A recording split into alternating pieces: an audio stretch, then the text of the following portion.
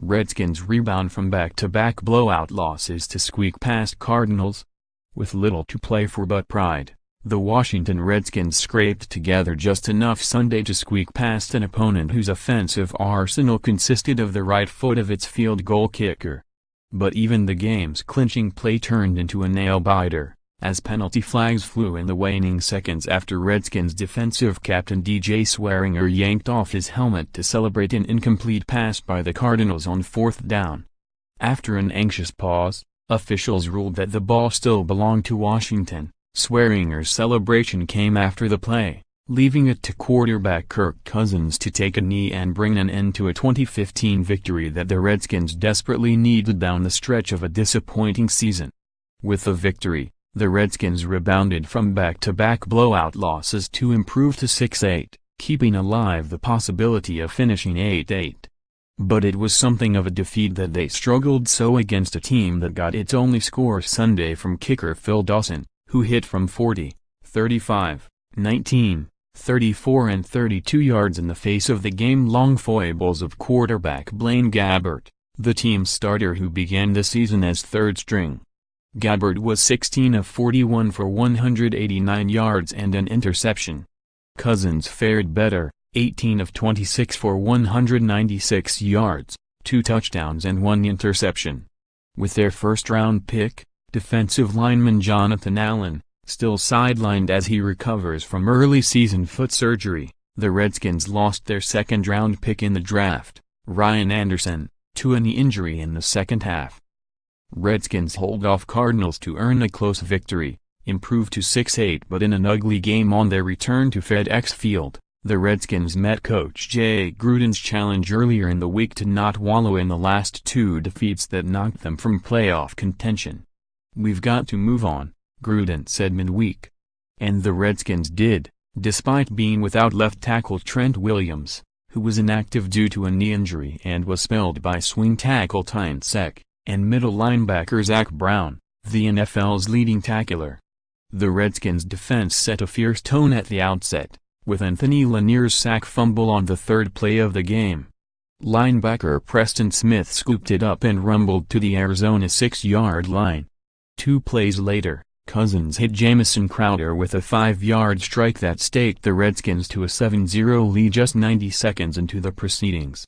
The defense kept the pressure on Gabbert and his patchwork offensive line, sacking him on back-to-back plays on Arizona's next series. Dawson hit from 40 yards to make it 7-3. Having lost 2 third-down backs to season-ending injury, the Redskins activated practice squad member Kapri Bibbs, an unemployed free agent who had only signed 3 weeks earlier, for Sunday's game. After committing a penalty on his first snap, Bibbs was sure-handed on a nice play fake from Cousins and streaked up the sideline for a 36-yard score that extended the lead to 14-3 early in the second quarter. The Redskins' offense was silenced from there, while the defense kept giving the Cardinals chances to score despite their quarterback's limitations. Gabbert twice converted 4th and 1 with his legs. A pass interference call on Redskins cornerback Josh Norman advanced ball to the 24. Eventually Dawson connected on a 43-yard field goal that pulled the Cardinals within a score, 14-6. In the bumbling waning minutes of the first half, the Cardinals managed a 46-yard pass play against Bosch Breland. But from the Washington 9, Gabbert threw directly into the hands of Smith. Instead of capitalizing, the Redskins gave the ball back on a fumble by tight end Vernon Davis that set up what looked like a surefire Cardinals score. From the 1-yard line, the Cardinals had 10 seconds and 4 downs to work with. After an incompletion, Gabbert threw one ball squarely into the back of his receiver's helmet. His next pass was tipped by Lanier. Once again, Dawson mopped up, with his 19-yard field goal paring the Redskins' lead to 14-9 at the break. Having won the toss and deferred, the Redskins set themselves up to have a strong start to the second half. Instead, the team's ineptitude allowed the Cardinals, rather than the Redskins, to score in the period's first 90 seconds. Washington's kickoff return team apparently lost the ball as it plopped on the field, and Budda Baker recovered for the Cardinals on Washington's 22. Gabbard's struggles continued, so Dawson returned to knock through a 34-yarder that made it a 2-point game, 14-12.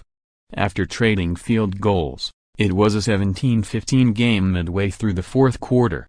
A 33-yard kickoff return by Morris Harris set up a favorable drive start, and Cousins drove the Redskins to the 14.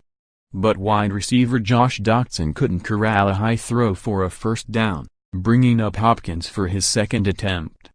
The 32-yarder padded the Redskins' lead, 20-15, with 4:30 remaining, and Cousins went to the sideline for treatment after being hit from his blind side, in the middle of his back, as he let the third down throw fly to Doctson. That's where the score stood when the Cardinals took possession just inside the 2-minute warning.